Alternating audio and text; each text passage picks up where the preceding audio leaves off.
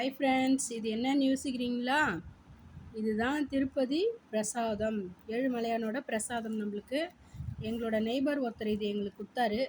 So இதை நான் உங்களுக்கு இதை சும்மா காட்டுறேன், ஆனால் நான் சாப்பிடுவேன்.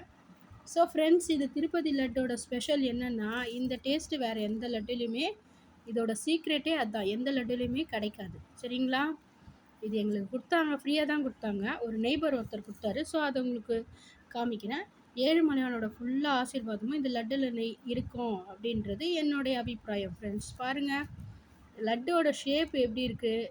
ஏன்னா பக்தர்கள் அதிகமாக இருக்கிறதுனால இது கையில் அமுக்கி அமுக்கி அப்படியே அந்த பாத்திரத்தில் வச்சுருவாங்க அப்படின்னு நான் திங்க் பண்ணுறேன்.